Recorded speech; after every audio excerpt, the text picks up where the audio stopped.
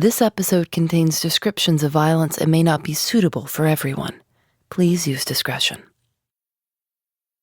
Visitation days was on Sunday, and I went to go visit him, and when I got there, they told me they didn't know where he was at. In 2010, Michael McIntosh's son was incarcerated at the Walnut Grove Youth Correctional Facility in the town of Walnut Grove, Mississippi. His son, who's named after him, had just turned 20. And on one Sunday, Michael went to visit his son and was told he could not see him because they didn't know where he was. And I didn't take that as an answer. I asked to speak to the sergeant of the guard and the captain and who's ever in charge. And then finally I was told that he wasn't there, but they didn't know where he was at. And then come back or call and talk to the warden tomorrow, which was a Monday, and maybe they can answer my questions. So that's what Michael did, calling every phone number he could find until he finally got to the warden's answering machine on Monday. He left a message. The warden didn't call me back until that Wednesday, and then he said, "Mr. McIntosh, I hear you got a problem." And I said, "Yeah, my problem is I can't find my son." And then the warden said, "Well, I don't know where he's at. So you should call the Mississippi Department of Correction." Michael's son was sentenced to Walnut Grove because the facility was designated as a place for youth offenders who had committed very serious crimes. He'd been incarcerated there for about 3 months before his father showed up for visitation that day and realized his son was missing.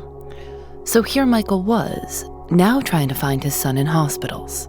I was so frustrated I didn't know what to do. And then I thought about it. I said, maybe I'm asking the wrong question. None of them recognize him as Michael McIntosh. They recognize him as a number because he was still considered an inmate. He tried the University of Mississippi Hospital again and asked them if there were any inmates getting medical treatment. He was referred to security. And then the guard said, "Well, Mr. McIntosh, he's right here." And I said, "Well, I want to see him." And he said, "Well, we can't authorize you to see him, but you can call the Mississippi Department of Corrections, talk to the medical center, and they can authorize you." So that's what I did. And when I called them that very next day, I told them I was looking for my son. Once again, they said, "We don't know where he's at." I said, "Well, I do. He's in the hospital. He's down at UMC. I want to go see him." So they said, "We'll call you back." They did call back. They didn't tell Michael why his son was being treated, but they did say he would be permitted to visit his son the following Wednesday at 1 p.m. So I waited a whole week. The next Wednesday, I went to go see him, and when I got to the hospital, they said, "Mr. McIntosh, he is no longer here. They moved him yesterday." And it took me roughly almost about another week and a half before I realized they moved him 2.5 hours away to Greenwood LaFleur Hospital. Michael began calling every phone number he could find for that hospital, and finally, the chaplain spoke with him and said he could help. And he did. He got me a 2-hour window, and the first time I seen my son has been 6.5 weeks later. I stood at the end of the bed. He can hear my voice. They said my voice was the only thing he recognized since he'd been in the hospital. And they wouldn't tell me, believe it or not, the hospital wouldn't even tell me what they were treating him for because they had to get authorization from Mississippi Department of Correction medical staff in order to even tell me. Eventually, the Department of Corrections granted the hospital permission to tell Michael what was going on. My son had a few stab wounds. He had stitches. They was more concerned about his brain injury because they said it was very severe. That's why even when he was in the hospital, they told me not to hold him because he was in some bad condition. No use of the right arm, no use of the right leg. His sight was almost gone, and they said this was all related to the injury. The few stab wounds, they said they took care of that. The fractured nose, they were still working, letting that heal. It was nerve-wracking, to sit there and knowing I was helpless and couldn't do nothing about it. Investigators found that his injuries stemmed from a fight that had occurred at Walnut Grove. The investigation report states that the Walnut Grove prison guards did not intervene to stop the fight, and in fact they, quote, endorsed the disturbance. And then they tried to cover it up by falsifying log entries. And Michael McIntosh believes the reason it took 6.5 weeks of searching to find his son is because the prison didn't want the public to know how bad things had gotten at Walnut Grove. The way the story came back to me, I can't verify because, I wasn't there, but they said there was a riot broke out. They got anybody that was on the side, anybody in the area, it was almost like bees swarming, whatever's in the way, that's what we're demolishing. So that's how all these young men got hurt. When the Walnut Grove Youth Correctional Facility opened in 2001, it promised to be a safe, rehabilitative place for very troubled youth offenders. The youngest was just 13 years old. But by 2012, Walnut Grove was the most violent prison in the entire state of Mississippi. One judge wrote that what happened at Walnut Grove, quote, paints a picture of such horror as should be unrealized anywhere in the civilized world. Today, we have the story of a juvenile prison, the people who ran it, the small town that relied on it, and how everything went so horribly wrong. I'm Phoebe Judge. This is Criminal.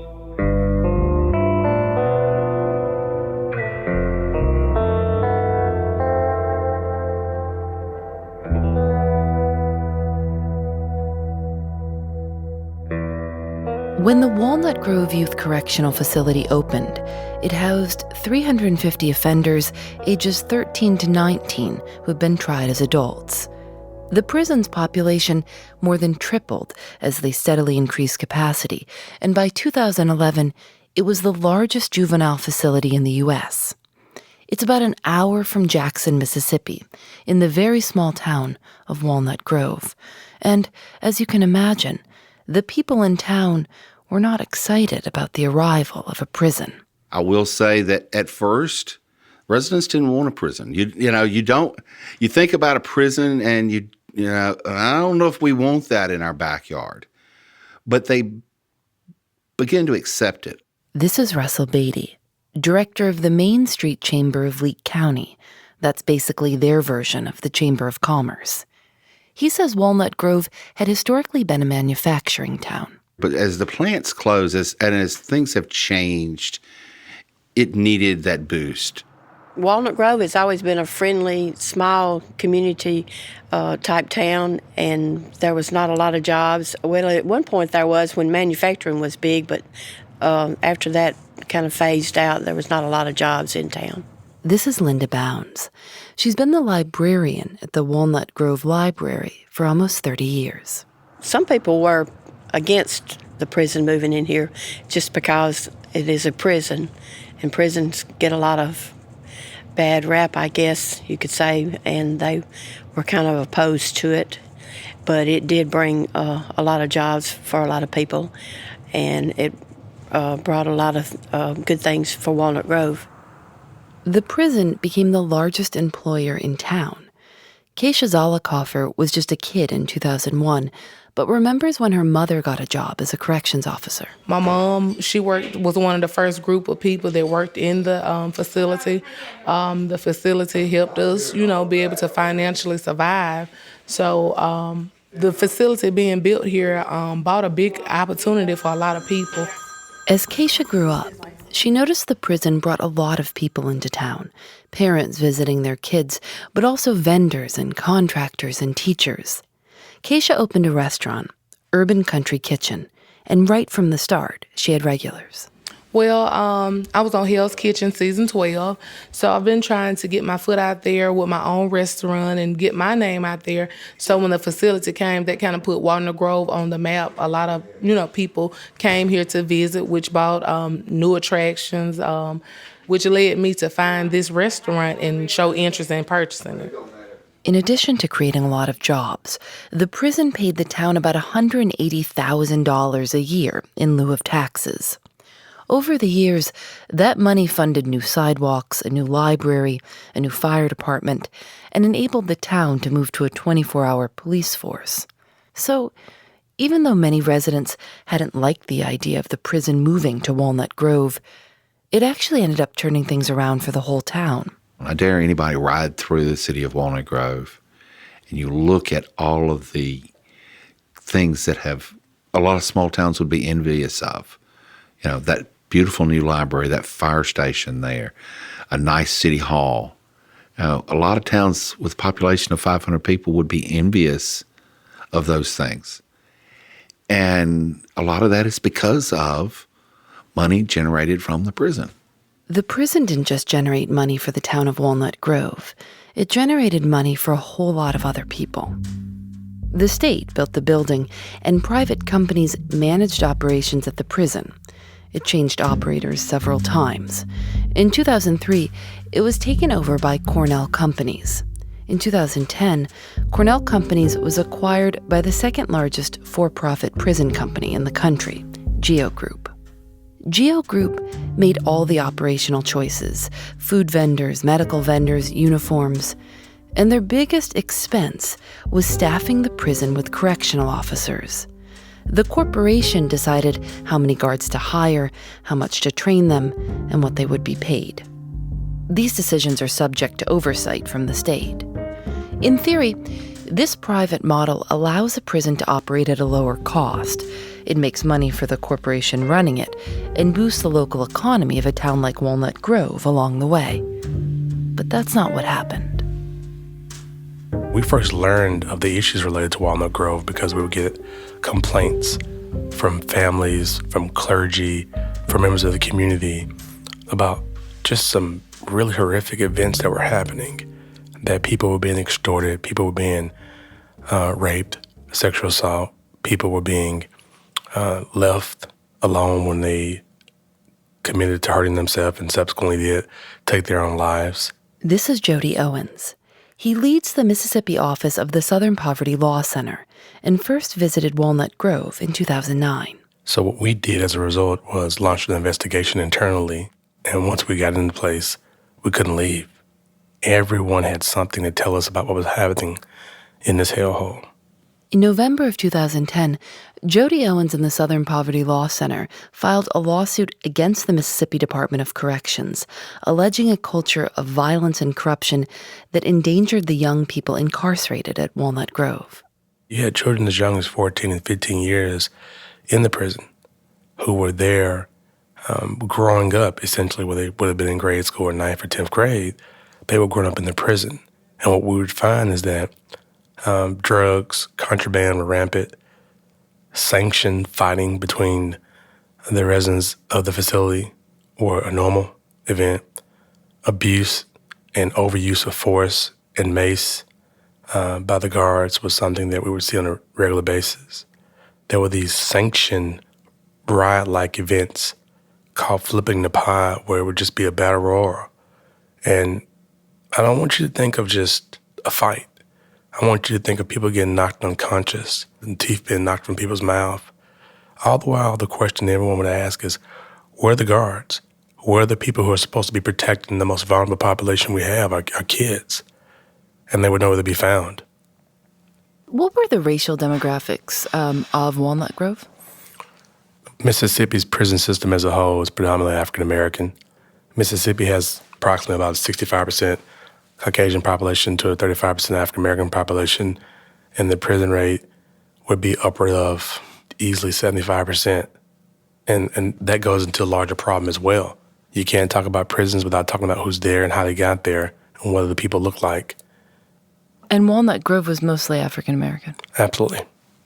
When Jody was investigating the prison in 2010, about 80% of the 1,200 youth offenders were African-American. And he found that there was a documented lack of mental health and educational services.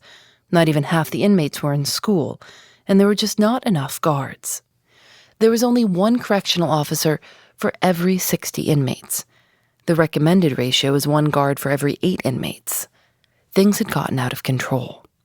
Guards were caught smuggling in weapons and drugs and coercing inmates to have sex in exchange for food or phone privileges. There were widespread reports of rape, stabbings, beatings, and other acts of violence. Inmates reported organized gladiator-style fights that were encouraged by the guards. Sometimes the guards bet money on the outcomes. Well, one involved an individual who his brothers or his gang got off the pod, and he was there by himself. And he was beat savagely for approximately about 12 minutes. He was stabbed more than 100 times. He was urinated on. This video of microwaves being dropped on his head as he sat there, and his clothes were just soaked with blood. And what was so sad about this instance is that the control tower that looked down upon this pod had an opening where the guards were supposed to be able to shoot a canister for emergency purposes, smoke screen, tear gas, to quell a disturbance if this happened. But unfortunately, the guards were not trained properly to do so. So they shot the tear gas in the control tower. It didn't go into the pod. So what you see in the video is that the control tower fills with smoke. And the beatings continue. You see people taking these knives and these punches all on video. It's something no human should ever have to endure, particularly a human that's in custody and control of a state. Did the man survive? He did survive.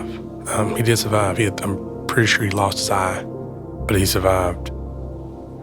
If this happens to someone on the free world, near me or near you, we would be talking about it every day. It would be on 6 o'clock news, it would be on Fox News, CNN, it would be going viral. But because these things happen in prison, they don't make it to the public. Much of the documented abuse took place under the management of Cornell Companies, which no longer exists because it was acquired by Geo Group.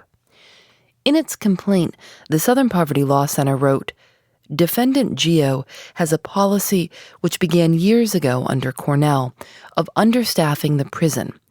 The understaffing creates violent conditions that subject youth to serious and sometimes permanent injury."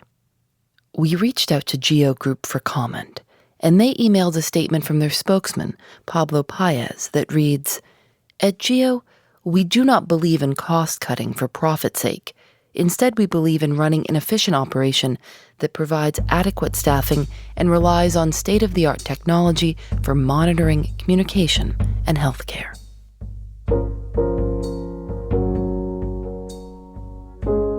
In October of 2010, the Department of Justice launched a formal investigation into the conditions at Walnut Grove. They reviewed videos, injury lists, death reports, and even the floor plans. They interviewed between 300 and 400 youth offenders. They also interviewed prison staff. Was there violence? Absolutely, as with any institution, prison facility. Was it worse than your average facility? I would say no. I may be a little bit biased. I have been in a lot of prisons over my course of my working career. This is Jeremy Belk. He was trained as a chaplain and worked as an alcohol and drug counselor at Walnut Grove. He was promoted to fire and safety manager and later promoted again to facility investigator. What was it like to work there, to work at the prison when it was being investigated by the DOJ? I guess it could be considered awkward. You didn't know if you were going to have a job 6 months down the road. It was disheartening to me personally and to other people. The prison got a lot of flack for some things that were purported to have happened. And unfortunately, when you're in this line of work, you never get to tell your side of the story. You only get a skewed view because it's mainly coming from a complaint from a parent or from an inmate who was at the facility. So the view is certainly skewed. These were not children who, disobeyed their parents. These were many times hardened criminals, and many times they were very respectful, but many times they had a problem with society, and it was society's fault for them being there, and they were going to punish anyone that was around them, including other inmates. What was it like working there? How were the employees and guards treated? Did you make a good salary? Well, of course, there's always room for bigger and better salaries, but I think it was comparable to maybe a little bit better than most of your work in the area. The staff is just your typical staff. There were people there who did their jobs and who wanted to excel in their line of work, and then also you had some bad apples as well. Guards that weren't operating correctly. Yes. And you were responsible for stopping them or citing them. Sure. Any facility in this country or in any other country, you're going to have people who are there to, I guess, take advantage of the situation, unfortunately. I heard this over and over when I talked to people in the town of Walnut Grove, that yes, some guards were abusive, but no worse than any other place. Yes, there were riots in the prison, just like many other prisons in the country. The town felt like it was being unfairly singled out. I felt like they were eager to tell all the bad news, and there was a lot of good going on. Linda Bounds. What about the people who say, wait a second, this town is improving because of a place where there's reports of inmates getting hurt? Well, it is a prison, and you're going to have problems in a prison. And so I felt like that, like I say, that I knew that there would be problems in a prison.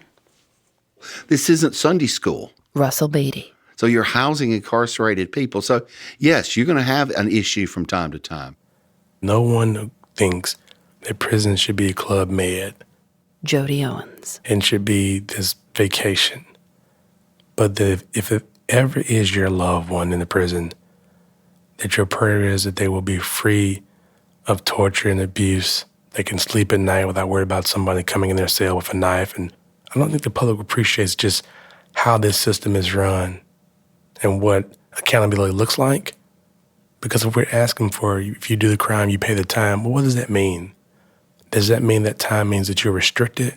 Or does that time mean for the entire time you're there, every day, every second, every minute, you have to be abused? And to do so that it impacts you as a person, that's permanent. On March 20th, 2012, the Department of Justice completed its 18-month investigation of Walnut Grove, concluding that the inmates were not receiving constitutionally adequate protection. Their report states that the sexual misconduct was among the worst that they had seen in any facility in the nation. Staff was routinely engaging in sexual acts with the youth. Excessive force was a first response, not a last resort. Officers brutally reacted to low-level aggression, like abusive language or passive resistance to an order, by slamming youth headfirst into the ground, slapping, beating, and kicking them. A federal judge wrote, "Those youth, some of whom are mere children, are at risk every minute, every hour, every day," and ordered that all offenders under the age of 17 be moved out of Walnut Grove. And less than a month after that report came out, the state of Mississippi did not renew its contract with the corporation operating the prison, Geo Group. Walnut Grove became an adult-only facility, and a Utah-based company called MTC took over its operations. Last August, in a move that made national news, the Department of Justice announced that it would phase out its contracts with private prisons. The memo read, "Private prisons served an important role during a difficult period, but time has shown that they compare poorly to our own Bureau facilities." But this move only impacts federal prisons. It won't impact the vast majority of private prisons in this country, which are operated at the state level. And yet, the next month, in September of 2016, the Mississippi Department of Corrections shut down the Walnut Grove Correctional Facility. The stated reason was budget cuts and a decreasing prison population. The decision was made without any communication with the town itself. Oh, I'm absolutely mad. I think that the governor has a unleashed rabid dog running the Department of Corrections. Walnut Grove Mayor Brian Gamillion is furious at Commissioner Marshall Fisher and the Mississippi Department of Corrections after hearing on the news that the state was closing his town's privately managed prison after 14 years. It's a sad day. Your largest employer is shut down, and your state government does not bother to tell you they're about to do that. Mayor Gamillion did not respond to our request for an interview. The 900 remaining inmates were moved to other prisons, and now the facility sits empty, just a 3-minute drive from downtown. It's one of the biggest buildings I've ever seen. And it's just sitting there, and there's no hustle and bustle. Jeremy Belk, the man who worked at the prison for 5 years. I've always said there's no way they're going to close this facility. It's needed. It's too new. It would be a tremendous burden for it to close for the taxpayers of the state. And I was shocked. I did not believe it. It feels like maybe these people just got picked up and what was once a bustling place is now completely, the signs are still here. Everything is here except there's no people. That's correct, and that's essentially what happened when the decision was made. Within about a month, maybe 5 weeks, they picked all the inmates up and closed its doors. In its wake, the prison left the town of Walnut Grove in even worse shape financially than it was before. The library can only afford to be open 20 hours a week now. City offices are only open 4 days a week. Police officers have taken a pay cut of $2 an hour. Everyone's utility bills have gone up to compensate for the loss of the town's biggest customer. And the 200-some-odd jobs that the prison created have all been lost. You are standing downtown Walnut Grove. This is an absolute epicenter of the town. So this is the busiest place that you could be in Walnut Grove. This is it. And there's one vehicle on Main Street. Would that have been the case before the prison closed? No, at shift change, there was an absolute traffic jam here on Main Street. So it's completely different. It is certainly a lot quieter than it was this time last year. You really can kind of like stand in the middle of Main Street here.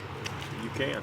Literally stand in the middle of it. You can stand here for quite a while, actually. Nobody wants to admit that they're disappointed that a prison closed, especially one as bad as Walnut Grove. But the thing is, there are a lot of people in the town of Walnut Grove right now who don't really know what to do. Jeremy Belk has opened a food pantry to make sure people in town have enough to eat. Well, we see, we have our share of elderly, and I'm seeing a lot of my ex-coworkers come through. People who worked at the prison? People who worked at the prison, absolutely. And how has the response been? Unbelievable. Lots of not so dry eyes when we're here. Very, very thankful people. Very, very lots of gratitude for doing this.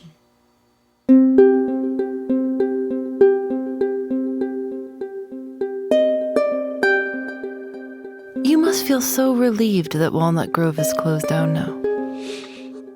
Well, I'm relieved because the young men that were there were basically living in barbaric conditions. They was a prey to the older ones that was there, and there was no relief. You send those young people there, and they are so charged up, you wonder if they ever can get back down. Michael McIntosh, the man we met at the beginning of the story, who spent weeks searching for his son. So to have it closed, I thought it was a good thing, because I realized as I was walking through this process and learning quite a bit from going through this process that anytime you start putting rehabilitation against profits and profits win, rehabilitation never occurs. It's hard enough to even try to get rehabilitation from a prison system that's even running correctly. So imagine the ones that's out for profit. They cutting corners, they're not caring. They got a lot of lapses in it, and then you want rehabilitation. It was never going to happen. So to have this place closed and know that these kids might have a better chance, especially not from that place, I'm all for it. Michael's son is out of prison now, working and trying to go back to school. He's gone through a lot of physical therapy. His cognition has improved, but he still can't remember things sometimes. His father says he may never recover from that. While Michael McIntosh and the Southern Poverty Law Center see the closure of Walnut Grove as a victory, the private prison industry on the whole is doing pretty well. Walnut Grove's former operator, Geo Group, manages a lot of other prisons in this country, and also in Australia, South Africa, and the UK. The other major private prison operator in this country is called the Corrections Corporation of America, also known as CCA. They recently rebranded as Core Civic. And these are publicly traded companies. A large chunk of their shares are held by investment funds that pool people's money, like Vanguard, Wells Fargo, or Fidelity. So, if you have a 401k or invest in mutual funds, you could have a stake in the private prison industry without even knowing it.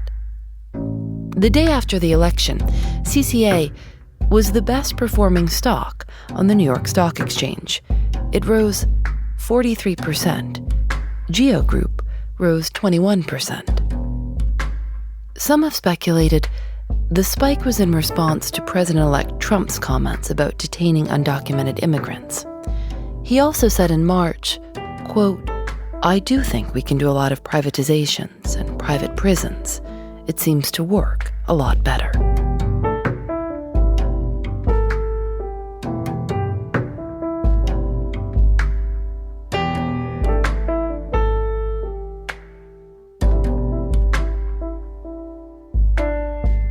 Criminal is produced by Lauren Spohr, Nadia Wilson, and me.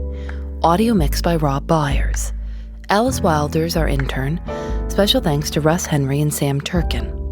Julian Alexander makes original illustrations for each episode of Criminal. You can see them at thisiscriminal.com, where we've put links to various things about Walnut Grove and the Department of Justice report. We're on Facebook and Twitter at Criminal Show. Criminal is recorded in the studios of North Carolina Public Radio, WUNC. We're a proud member of Radiotopia from PRX, a collection of the best podcasts around. Radiotopia from PRX is supported by the Knight Foundation and MailChimp, celebrating creativity, chaos, and teamwork. And thanks to AdZerk for providing their ad-serving platform to Radiotopia. I'm Phoebe Judge. This is Criminal. Radiotopia.